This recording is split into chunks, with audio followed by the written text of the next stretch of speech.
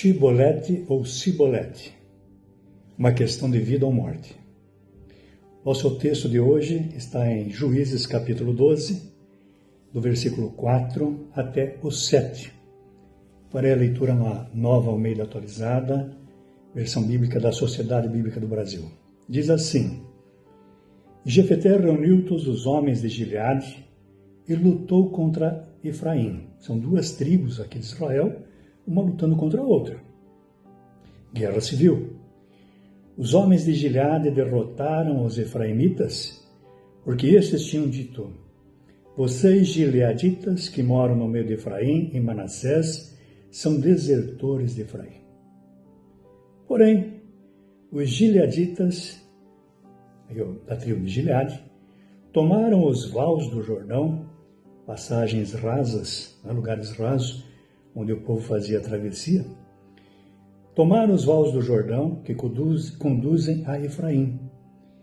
E quando algum fugitivo de Efraim dizia: quero passar, os homens de Gileade lhe perguntavam: você é efraimita?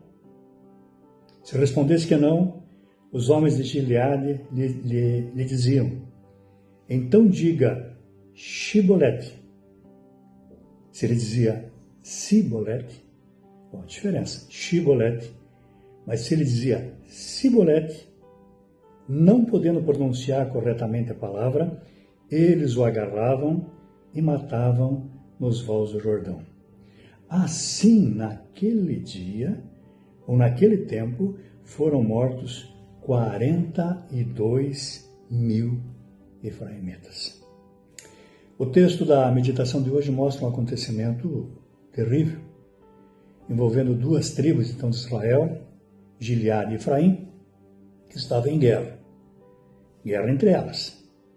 Após a batalha, os soldados de Efraim, que foram vencidos, procuraram fugir para a sua terra, mas tinham que passar o Jordão, né?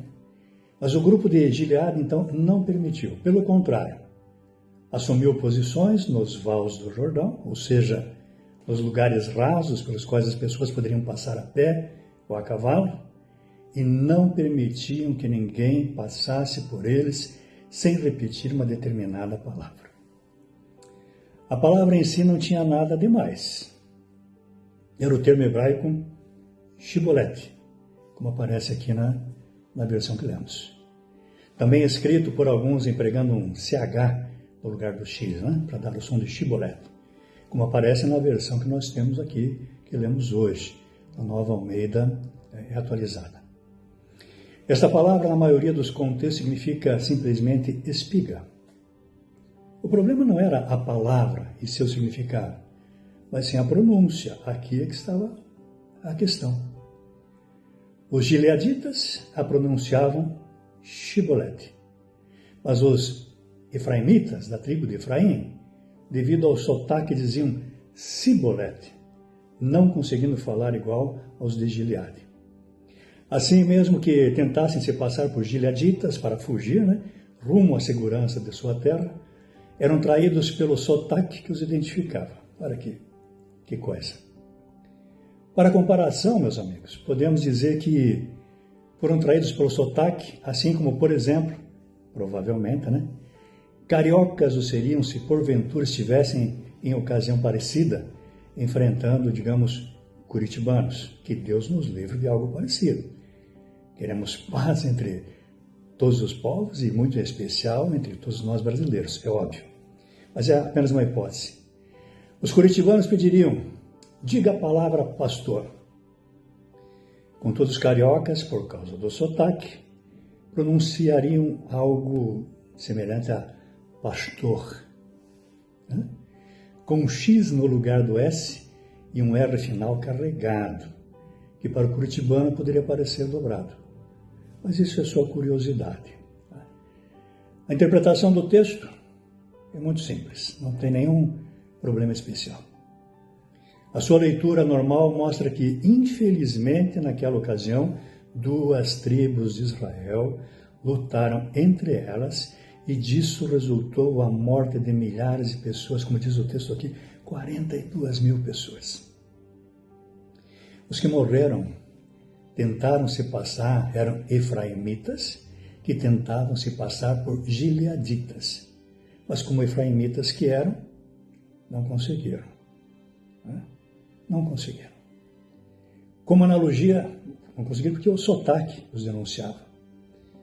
Como analogia, trazendo para o campo espiritual, quero lembrar que a Bíblia nos alerta a respeito do julgamento final.